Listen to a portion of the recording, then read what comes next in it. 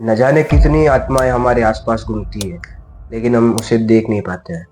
और गाइस, बहुत से ऐसे बंदे होते हैं जो है ना भूतों से भी लड़ जाते हैं, पर हम वैसे बंदों में से नहीं हैं। हम आपके लिए बहुत ही बेहतरीन और तोड़ू फोड़ू स्टोरी लेके आते हैं, जो कि आप सुन के बहुत ही ज़्यादा डर जाने वाले हो।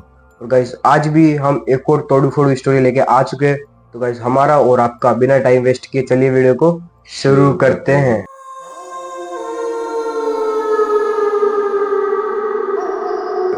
गाइस, ये कहानी है दीक्षित की। दीक्षित अमेरिका में रहता था अपने मम्मी पापा और अपनी एक छोटी बहन के साथ। दीक्षित लगभग उस समय 16 साल का था और जो उसकी बहन थी वो उस समय 10 साल की थी। और उस समय अमेरिका में रिपब्लिक डे चल रहा था और उसके फैमिली और उन्होंने प्लान बनाया था कि जो आज रात को आतिशबाजी होने वाली है तो क्यों ना हम वहां जाके आतिशबाजी शो देखेंगे। तो उन सब ने वो प्लान बनाया और फिर वो निकल गए लगभग 6 बजे के आसपास उधर के लिए। फिर वो जब जा रहे थे तो उसके मम्मी पापा ने उसको बोला कि तुम ना कहीं भी घूमना और इधर उधर जाना मत इस जगह पे, क्योंकि वहां पर बहुत भीड़ आती है और मैं नहीं चाहती कि तुम घूम जाओ।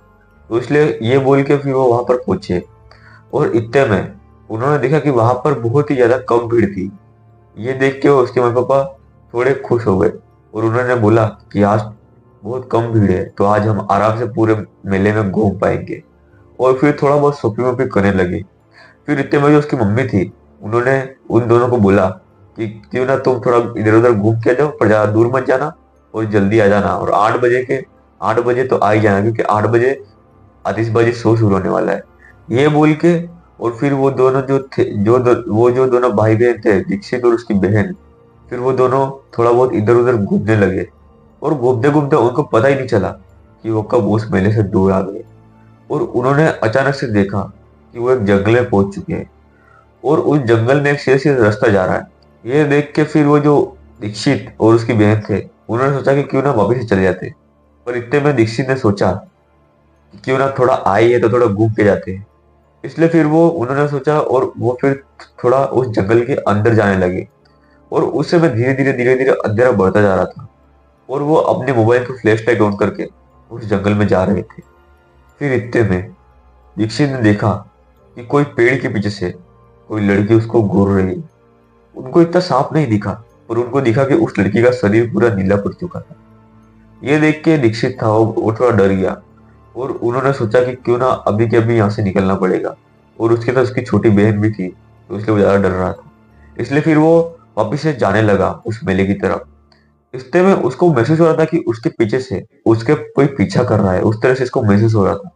और फिर वो जैसे जैसे आगे बढ़ रहा है वैसे वैसे वो उसके पास होता जा रहा है, उसको ऐसा महसूस हो रहा है। फिर अचानक से जैसे वो जा रहे थे तो उसकी जो छोटी बहन थी उसका किसी ने पैर पकड़ लिया और फिर वो अचानक से रुक गए। और दीक्षित ने जैसे पीछे मुड़ के देखा तो उसका दिल हिल गया। उसने देखा कि एक कटा हुआ हाथ जिसने उसका बहन का पैर पकड़ के रखा है और उसका सिर्फ हाथ ही था और कुछ भी नहीं था। ये देख के दीक्षित बहुत डर गया और उसने अपनी मोबाइल की फ्लैश लाइट थोड़ी आगे गिराई तो उसने देखा कि कटा हुआ पैर और कटा हुआ शरीर सब उसके धीरे धीरे रहते रहते उसके पीछे पीछे आ रहे हैं। ये देख के दीक्षित बहुत ज्यादा डर गया और उसने थोड़ा सा फ्लैश लाइट ऊपर की तो उसने देखा कि पैर से लटकी हुई एक मुंडी जो कि एक लड़की की थी और वो उसकी तरफ ही धीरे धीरे आ रही थी। ये देख के दीक्षित बहुत ज्यादा डर गया और वो उसी समय अपनी बहन को लेके और उस मेले की तरफ भागने लगा। और अचानक से दीक्षित और उसकी बहन किसी चीज से टकरा के गिर गए और जैसे उन्हें उठ के देखा तो वही लड़की पूरी जुड़ी हुई थी। ये देख के उसकी बहन थी वो बेहोश हो गई और दीक्षित ने अपनी बहन को उठाया और वहां पर भागते भागते उस मेले में पहुंच गए।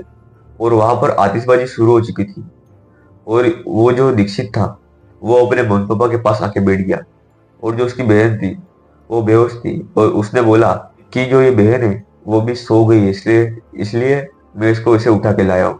इसलिए फिर वो अपनी आतिशबाजी देखने लगे। फिर अगली सुबह जब हुई तो जो दीक्षित था उसने अपने पापा को सारी बात बता दी कि मेरे साथ कल क्या क्या हुआ था। तो फिर जो उसके पापा थे उसने तुरंत पुलिस में कॉल लगाया और उस जगह के बारे में बताया और बताया कि ऐसा भूत दिखा और ऐसे कटी हुई लड़की दिखी। ये देख के पुलिस वालों ने थोड़ी छानबीन की और उसके पप्पा को एक हफ्ते बाद फोन आया उस पुलिस का, और उस पुलिस वालों ने बोला कि एक आदमी था जिसकी गर्लफ्रेंड थी और वो किसी और के साथ अफेयर चल रहा था। तो इसलिए जो आदमी था वो वो रात को उसकी गर्लफ्रेंड के पास गया और उसको मार डाला और उसके पूरे शरीर के टुकड़े टुकड़े कर डाले और वही टुकड़े उस जंगल में फेंक दिए थे। इसलिए उसकी आत्मा अभी भटक रही है वहां पर, और उसके पूरे शरीर की आत्मा भी टुकड़े टुकड़े में बटी हुई है। ये सुन के उसके पापा के हाथ से मोबाइल नीचे गिर गया, और ये बात उन्होंने उन्होंने दीक्षित को जब वो 20 साल का हुआ तब बताई थी उन्होंने।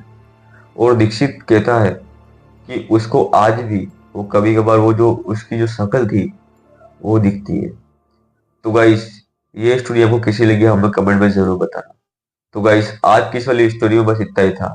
अगर आपको ये स्टोरी अच्छी लगी तो प्लीज हमारी वीडियो को एक लाइक तो करो के जरूर जाना। तो चलिए मिलते हैं नेक्स्ट वीडियो में, तब तक के लिए राधे राधे।